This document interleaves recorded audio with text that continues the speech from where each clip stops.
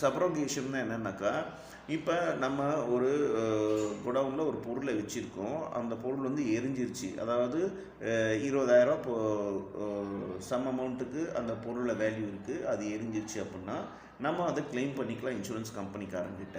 அந்த இன்சூரன்ஸ் கம்பெனிக்காரங்க என்ன பண்ணுவாங்க, அந்த 20,000ம் நமக்கு குடுக்குவாங்க சில டைமு. ஆனா, அந்த மீதி இருக்கிற அந்த பொருள அவங்க எடுத்துட்டு போவாங்க. எடுத்துட்டு போறதுக்கும் ரைட்ஸ் இருக்கு. அத அவங்க மார்க்கெட்ல செல் பண்றதுக்கும் ரைட்ஸ் இருக்கு அப்படின்னு சொல்றாங்க. அதுதான் சப்ரோகேஷன். மிட்டிகேஷன்.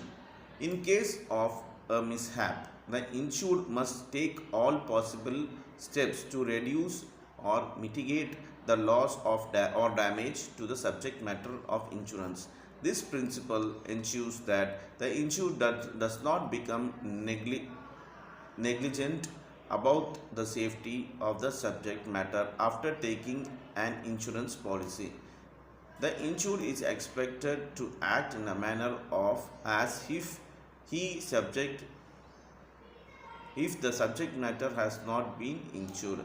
ஸோ இந்த மிட்டிகேஷன்னா என்னென்னாக்கா, சப்போஸ் இந்த இன்சூர்டு வந்து எல்லா ஸ்டெப்ஸும் வந்து அவங்க லாஸ்லேயே ஆகட்டும் டேமேஜ்லேயே ஆகட்டும் அவங்க இன்சூரன்ஸில் வந்து மிட்டிகேட் பண்ணுறதுக்கு, அதாவது எந்த ஒரு கோல்மால், அதாவது எந்த ஒரு ஃப்ராட்தனம் இல்லாத மாதிரி பண்ணுறதுக்கு பார்த்துக்கணும். அதேட்டா இதில் ஒரு பிரின்சிபல் இருக்குது. அது வந்து என்ன இன்சூர் பண்ணவங்களுக்கு என்ன வராதுனாக்கா, அந்த சேஃப்டி, அதாவது அந்த இன்சூரன்ஸ் பாலிசி எடுக்கும்போது அந்த சேஃப்டி நெக்லிஜென்ட் வந்து அது இருக்கக்கூடாது அப்படின்னு சொல்கிறாங்க. தென் காசா ப்ராக்சிமா, அதாவது நியரஸ்ட் காசு.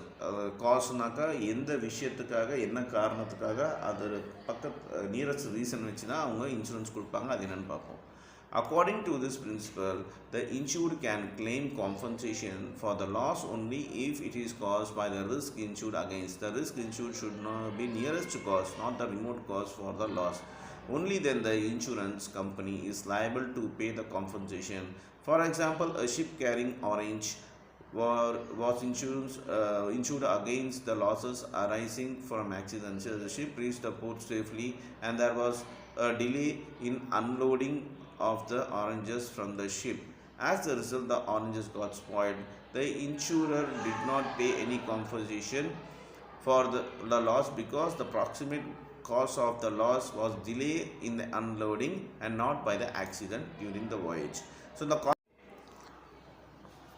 ஸோ காசா ப்ராக்சிமான என்ன ஈஸியாக புரிஞ்சுக்கணுன்னாக்கா, நீங்கள் இங்கேருந்து ஒரு கூட்ஸ் அனுப்புகிறீங்க. அந்த கூட்ஸு ஆக்சிடென்ட் ஆச்சுனாக்கா கம்பெனிக்காரன் வந்து இன்சூரன்ஸ் கம்பெனிக்காரங்க வந்து உங்களுக்கு இது கொடுக்கணும், காம்பன்சேஷன் கொடுக்கணும்.